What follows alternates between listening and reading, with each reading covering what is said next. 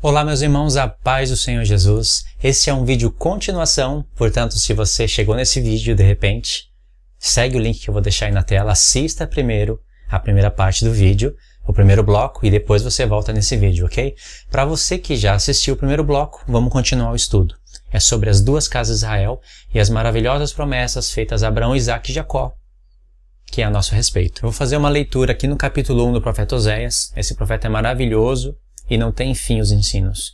Mas eu vou destacar os filhos de Oséias e as promessas que Deus colocou em cada um dos filhos. Palavra do Senhor que foi dirigida a Oséias, filho de Beri, nos dias de Uzias, Jotão, Acás e Ezequias, reis de Judá, e nos dias de Jeroboão, filhos de Joá, rei de Israel. Já está vendo aqui as duas casas no primeiro verso, né? O profeta já começa com as duas casas de Israel.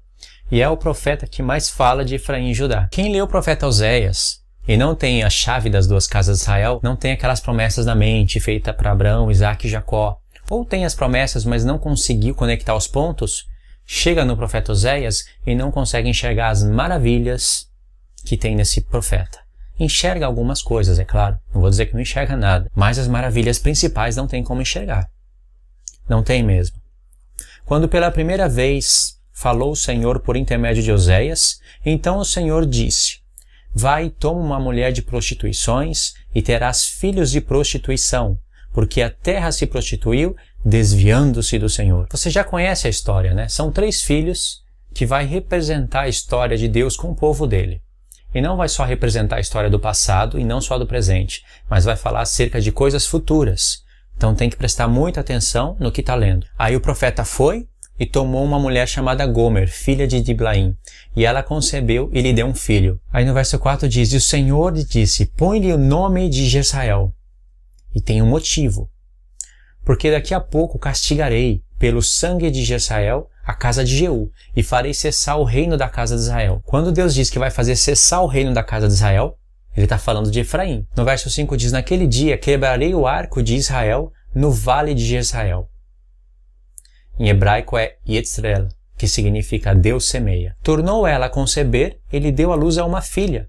E disse o Senhor, novamente o Senhor, que tem propósitos, que não fala nada por acaso, que tudo dá um sentido espiritual e profético, disse para Oséias: põe o nome de desfavorecida. Em algumas traduções vai estar Lo Ruamá.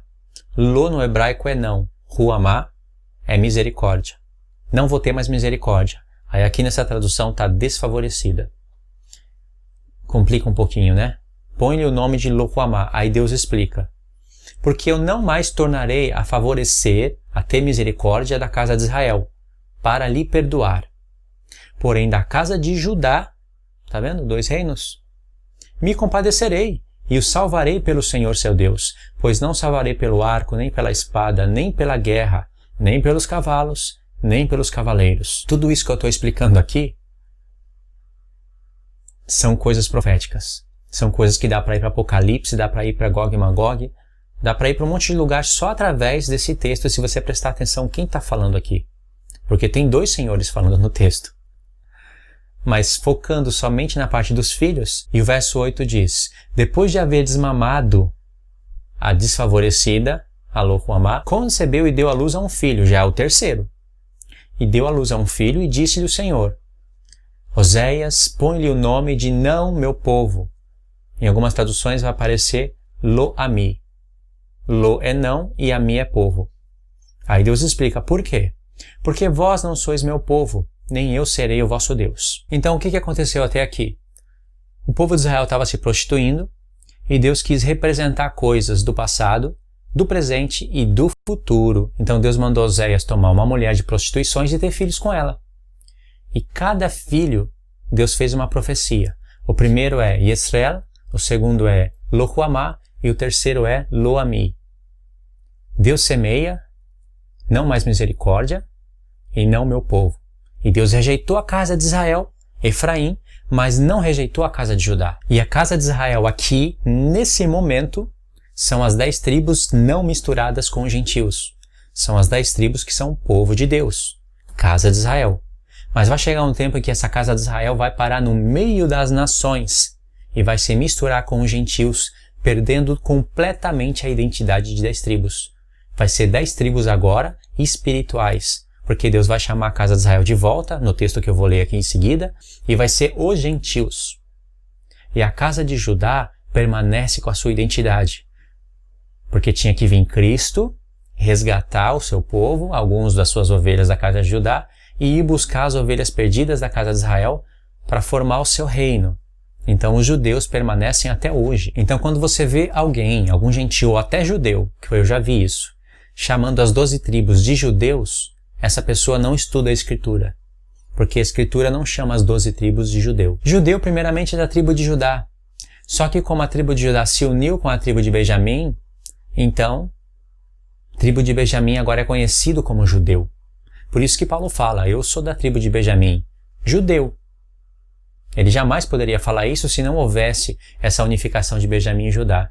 Você jamais vai ouvir alguém dizer que é da tribo de Ruben, judeu. Da tribo de Simeão, judeu. Judeu é aquele que vive com a casa de Judá. Por exemplo, alguns levitas são chamados de judeus, mas é da tribo de Levi, chamados de judeus porque vive em Judá, vive no reino da casa de Judá. Porque a casa de Israel é Samaria, foi dispersa entre as nações, deixou de ser povo. Todo o Israel de Deus passou a ser a casa de Judá, que são judeus, alguns benjamitas e alguns levitas. E se algum personagem de alguma tribo passa a morar e fazer parte de Israel, leva o sobrenome de judeu porque vive lá. Mas se ele tem conhecimento da sua tribo, hoje é muito difícil isso acontecer. Alguém falar que é da tribo de Simeão, judeu, porque a tribo de Simeão estava nas 10 tribos que foram dispersas, foram rejeitadas, perderam a identidade. Só que Deus coloca uma promessa extraordinária aqui. Verso 10. Todavia, o número dos filhos de Israel será como a areia do mar, que não se pode medir e nem contar.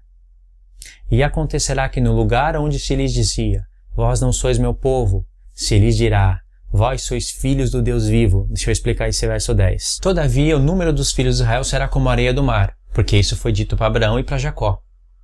Eles iriam se espalhar, se multiplicar. Lembra que foi dito para Efraim?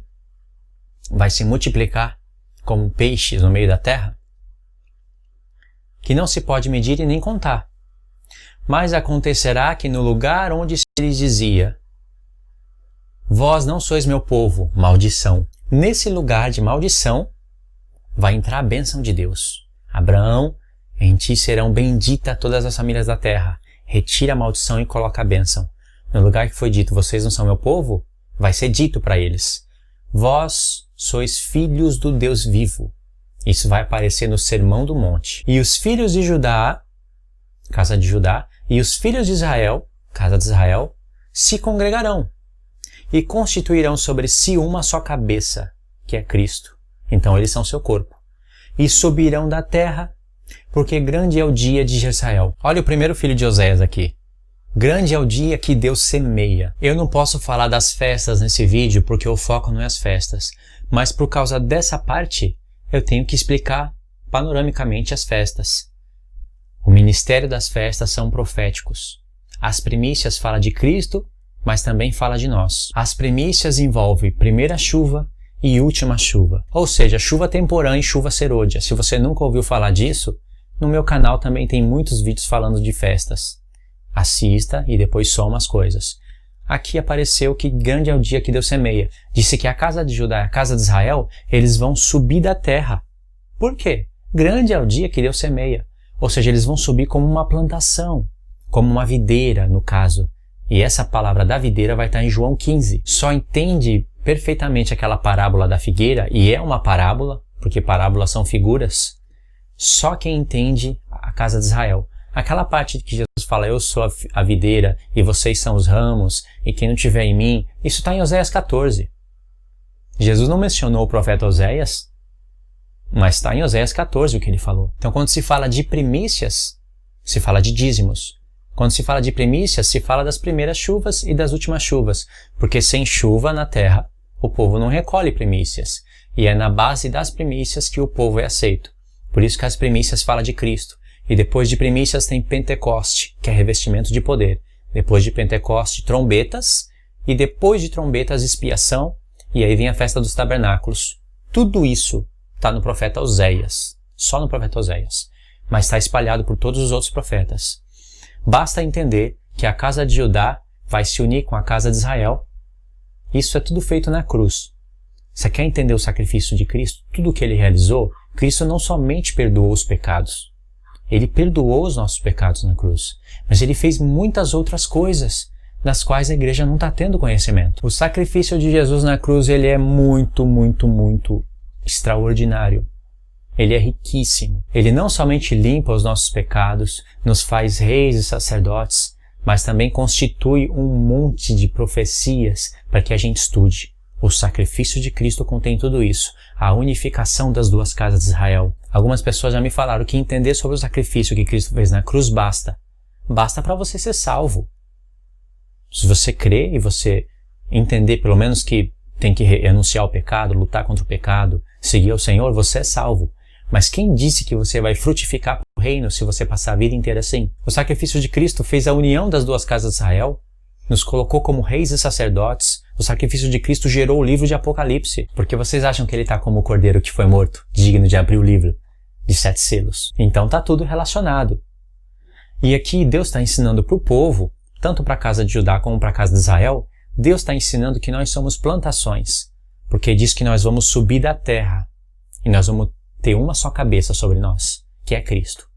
Esse povo, um dia, entendeu, porque começou lá no tempo de Cristo, no tempo de Paulo, melhor dizendo. Esse povo entendeu que nós somos plantações de Deus, casa de Judá e casa de Israel. Tudo isso daqui vai aparecer em Efésios capítulo 2. Esse povo entendeu, perdeu um pouco o conhecimento durante os séculos, nem todo mundo teve conhecimento disso, mas agora esse conhecimento está sendo recuperado, para que as duas testemunhas de Deus se levantem com entendimento para poder profetizar. Em Oséias 6 diz o seguinte, presta atenção que são muitos detalhes. Vinde, tornemos para o Senhor, porque Ele nos despedaçou e nos sarará, fez a ferida e ligará. Depois de 2 dias nos dará a vida, e ao 3º dia nos ressuscitará, e viveremos diante dele. Olha o tanto de coisa que tem só aqui, só nesses 2 versos. No verso 3 diz, conheçamos e prossigamos em conhecer ao Senhor. Como a alva, a sua vinda é certa. Ele descerá sobre nós, olha, ele descerá sobre nós, falando da vinda dele, como chuva serôdia, que rega a terra. Logo em seguida diz, que te farei, ó Efraim, que te farei, ó Judá, porque o amor de vocês é como a nuvem da manhã que logo passa, como o orvalho da madrugada, que cedo passa. Por que logo após a Escritura ter colocado essa declaração do Senhor, vamos buscar o Senhor, depois de 2 dias nos dará a vida, ao 3º dia nos ressuscitará, viveremos diante dele, falou de Efraim e Judá. Porque esse povo que está dizendo, vamos buscar o Senhor, está convidando mais pessoas. Vamos buscar o Senhor. Esse povo é Efraim e Judá. E esse povo entendeu o capítulo 1 de Oséias, entendeu que eles são plantações de Deus. Porque eles estão falando, ele vai vir sobre nós como as últimas chuvas. Pega os textos da chuva serôdia, na palavra, e cria uma linha do tempo. Você vai ver que você vai cair em Oséias, em Joel, em Zacarias, tudo profético para os últimos dias. Tiago fala disso na sua carta. Ele escreveu para as 12 tribos de Israel, que estão na dispersão. Ele não escreveu só para judeu e nem só para gentil, para as 12 tribos de Israel. E Tiago fala de primícias, fala que o Senhor vai vir como chuva serôdia. Tudo isso daqui Tiago fala. Tremendo, Tiago. Então esse povo entendeu que é a plantação. Esse povo entendeu que vai vir como a chuva serôdia. Por que não fala da chuva temporã? Porque a chuva temporã foi em Atos, as primeiras chuvas. As últimas é com a gente, irmãos. Aí eu li Oséias 6, né? Mas Oséias 6 é o quê? Divisão de capítulo. No contexto imediato, olha quem que é esse povo que está convidando outro povo para fazer parte da chuva serôdia. Oséias 5, verso 13. Quando Efraim viu a sua enfermidade e Judá a sua chaga, subiu a Síria e se dirigiu ao rei principal. Pediu que o acudisse. Mas ele não poderá curar vocês, nem sarar a sua chaga. Tá vendo? Está falando de Efraim e Judá. Para quem não entende aquelas promessas feitas a Abraão, Isaque e Jacó, e Gênesis 48, tudo aquilo falado sobre Efraim e a divisão das 2 casas, não vai, isso aqui é um livro fechado. Está bloqueado isso daqui. Aí no verso 14 diz, porque eu vou ser como um leão para Efraim e como um leãozinho para Judá. Eu mesmo despedaçarei. Quem é que está sendo despedaçado? Efraim e Judá. Despedaçarei e vou embora. Arrebatá-los-ei e não haverá quem os livre. Olha o verso 15. Irei e voltarei para o meu lugar. Olha quem é que está falando isso. Até que se reconheçam culpados e busquem a minha face. Estando eles angustiados, cedo me buscarão dizendo, vinde e tornemos para o Senhor. É Efraim e Judá. É gentios e judeus. Isso começou com o apóstolo Paulo. O apóstolo Paulo que está escrevendo a carta, um judeu, escrevendo uma carta para judeus e gentios. É claro que foi direcionada mais para os gentios, a carta aos Efésios. Mas ele está escrevendo para judeu também. Judeu vai ler. O judeu não vai ler a carta dele. E é Paulo que está falando isso daqui. Quando nós estávamos mortos em ofensas e pecados, Deus nos deu vida juntamente com Cristo. Ao terceiro dia. Cristo ressuscitou ao terceiro dia. E Paulo fala de ambos os povos que estavam separados, mas Deus uniu. Não vai aparecer o nome Efraim e Judá, mas Paulo está tirando daqui. Quais seriam esses ambos os povos que estavam separados e Deus uniu? Isso está em Ezequiel 37. Então, olha que interessante. Irei, verso 15, né? Oséias 5, verso 15. Irei e voltarei para o meu lugar. Aqui já fala da vinda de Cristo, quando ele morre, faz o sacrifício. Aí começa a pregação, ele sobe para o lugar dele, voltarei para o meu lugar, derrama as primeiras chuvas, e aí diz, até que se reconheçam culpados e busquem a minha face. Através da pregação do Evangelho e das primeiras chuvas que foi derramada por o Evangelho ser espalhado, o povo vai se reconhecer culpado. E esse povo, Judá e Efraim, eles vão buscar o Senhor junto, dizendo, vinde, vamos voltar para o Senhor, porque Ele nos despedaçou. O que é despedaçou? É dividir as 12 tribos de Israel, ficar casado com a casa de Judá, pegar a casa de Israel, colocar Efraim como cabeça da casa de Israel, colocar promessa sobre Efraim e colocar nas nações. E falar, vocês não são meu povo, eu não tenho mais misericórdia de vocês, mas no lugar dessa maldição vai entrar bênção. Vocês um dia vão ser meu povo, eu vou ter misericórdia de vocês. E eu vou fazer uma nova aliança com a casa de Israel e com a casa de Judá. A casa de Israel são os gentios. E esse povo que está chamando, está fazendo a pregação, falando, ele vai vir sobre nós como chuva serôdia. Porque a primeira foi derramada para dar conhecimento, lembra de Pedro? Para dar conhecimento das profecias ao povo. Pedro pregou Joel em Atos 2. Só que em Joel tem as primeiras e as últimas chuvas. As primeiras chuvas se cumpriram, as últimas não, porque as últimas no profeta Joel está relacionado com a vinda do Senhor. Por isso que aqui diz, ele virá sobre nós como chuva serôdia. E isso está em Apocalipse 11. Olha que maravilha. Se você entendeu o que eu estou falando, olha que maravilha isso daqui. Esse povo tem conhecimento do pecado. Porque fala, ó, depois de 2 dias nos dará a vida. Esse povo reconhece que está morto em ofensa e pecado, porque através do pecado entra a morte. E ao terceiro dia nos ressuscitará. Esse povo tem conhecimento de festa, de primícias, de primeira e última chuva. Esse povo aqui está cheio do poder de Deus. No profeta Oséias vai ter um drama muito grande relacionado com Efraim e Judá. Por quê? Porque Deus vai estar tratando de um contexto histórico, tanto a casa de Israel como a casa de Judá, eles vão estar desobedecendo a Deus, mas Deus vai levantar profeta, não só Oséias, Deus levantou vários profetas. Todos os profetas foram levantados para profetizar sobre as 2 casas de Israel.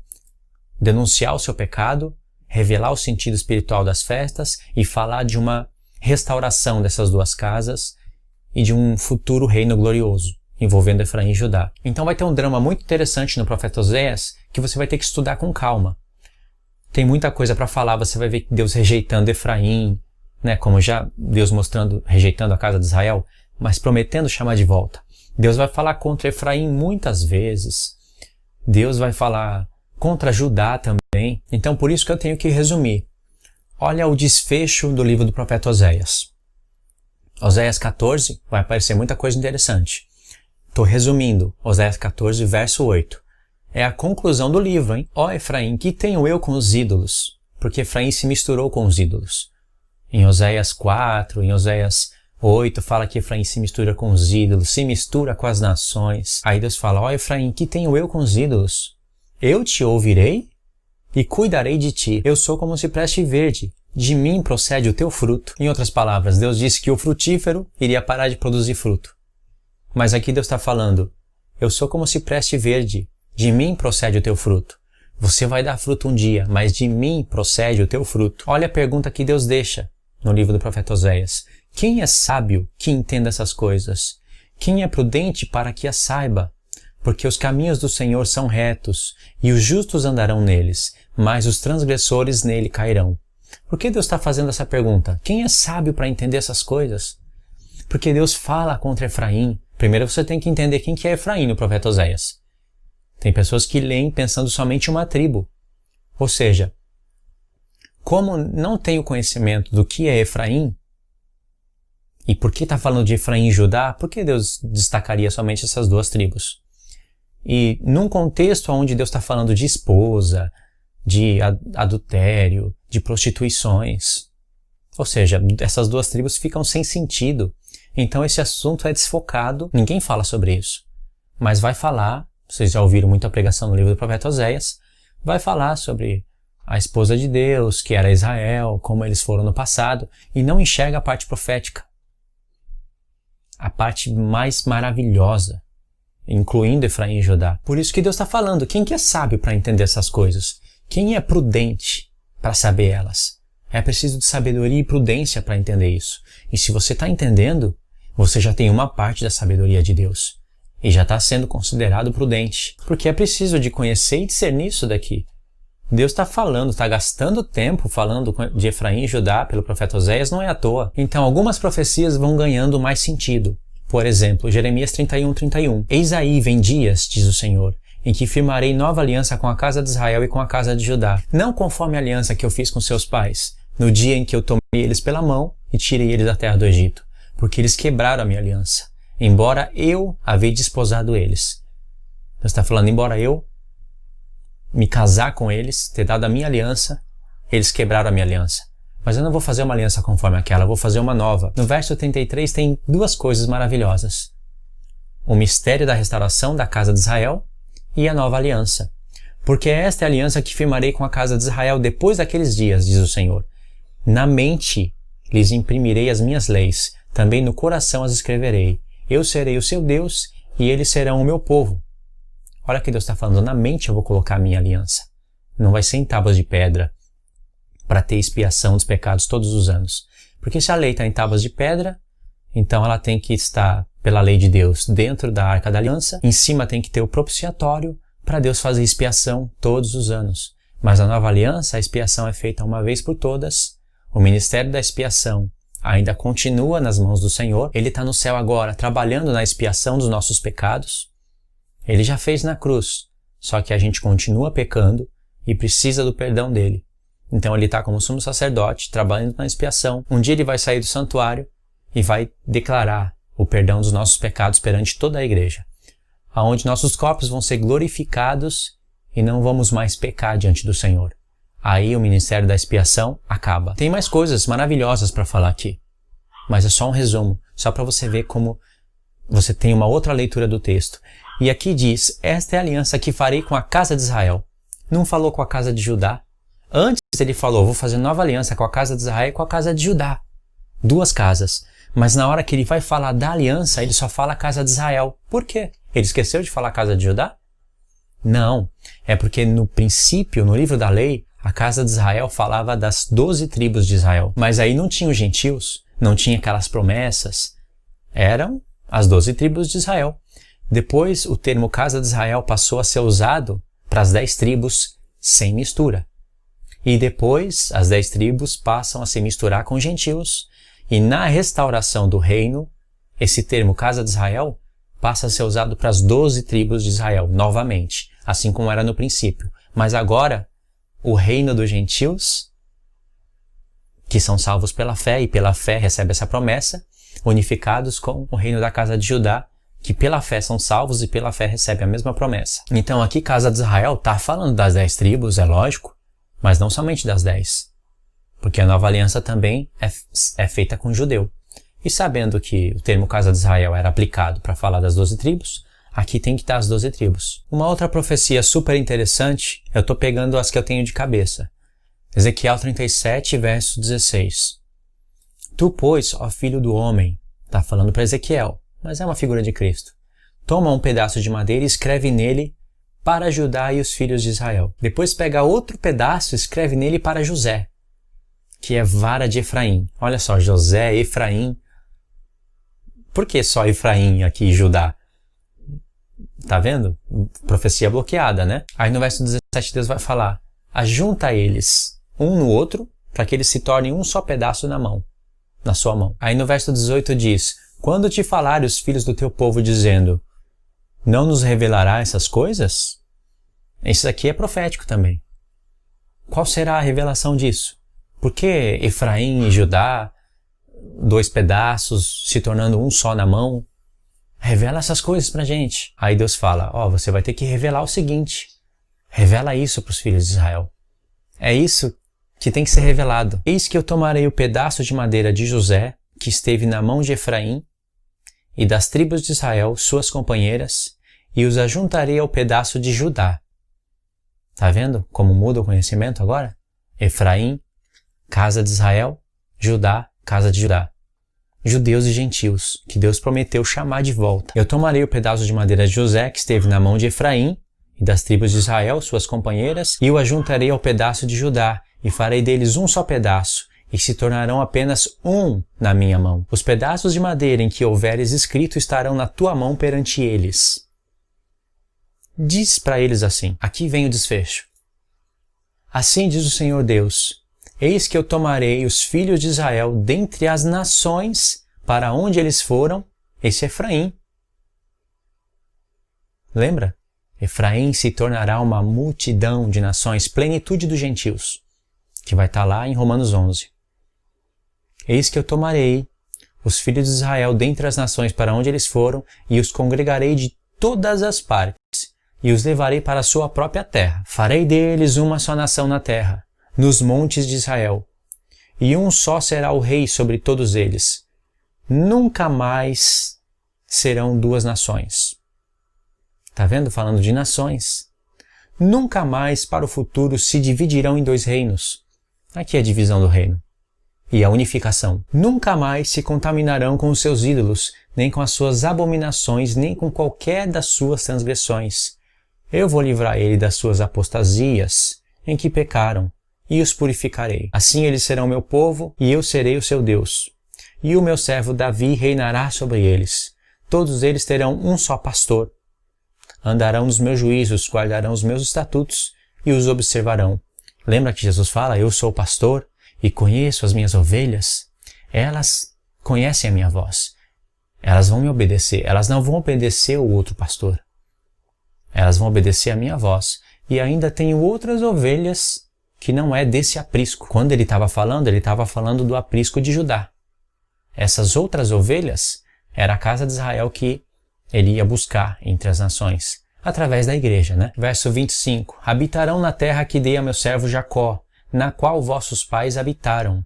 Habitarão nela, ele, os seus filhos e os filhos dos seus filhos para sempre. E Davi, meu servo, será príncipe sobre eles eternamente. Está falando da igreja. Farei com eles uma aliança de paz. Será aliança perpétua. Eu vou estabelecer eles e eu vou multiplicar eles. E porei o meu santuário no meio deles, para sempre. O meu tabernáculo estará com eles. Eu serei o seu Deus e eles serão o meu povo. As nações saberão que eu sou o Senhor, que santifico a Israel, quando o meu santuário estiver para sempre no meio deles. Mais uma profecia interessante, Jeremias 3, a partir do verso 14. Convertei-vos, ó filhos rebeldes, diz o Senhor, porque eu sou o vosso esposo, e eu tomarei um de cada cidade, 2 de cada família, e levarei para Sião. Eu vou dar para vocês pastores segundo o meu coração, que vão apacentar vocês com inteligência. Olha só que tremendo isso. Deus está falando aqui no verso 16.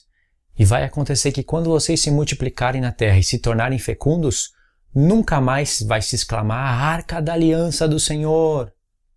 Porque a arca é o objeto principal do povo, né? É nela que é realizada a expiação dos pecados. Sem expiação não tem tabernáculos. E o dia da expiação é o dia mais importante do ano. É uma das festas mais importantes. Quer dizer, é a festa mais importante, o dia da expiação. Mas nunca mais vai se exclamar a Arca da Aliança. Olha o que vai acontecer. A Arca da Aliança não vai vir na mente deles. Não se lembrarão dela, nem dela sentirão falta.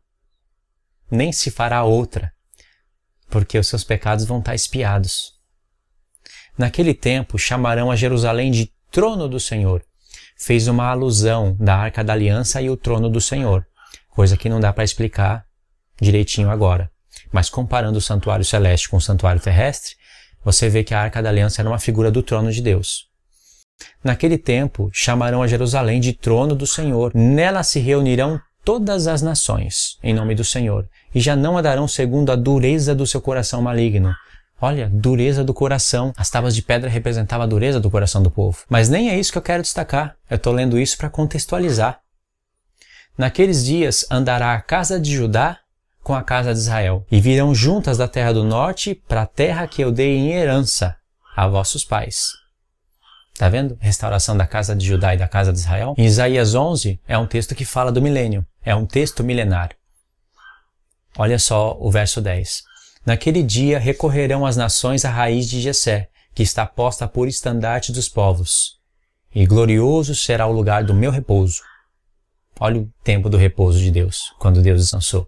7º dia da criação, associado a um contexto milenar. Naquele dia o Senhor tornará a estender a mão para resgatar o seu povo, o restante do seu povo, que for deixado da Síria e do Egito, de Patros, da Etiópia, de Elão, de Sinar, de Ramate e das terras do mar. Levantará um estandarte para as nações, ajuntará os desterrados de Israel e os dispersos de Judá recolherá desde os 4 confins da terra. A inveja de Efraim se afastará, e os adversários de Judá serão eliminados.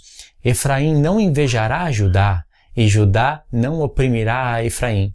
O que tem a ver Efraim e Judá com um contexto milenar? Se você não conhece os mistérios de Efraim e Judá, das duas casas de Israel, você não sabe o que está falando aqui.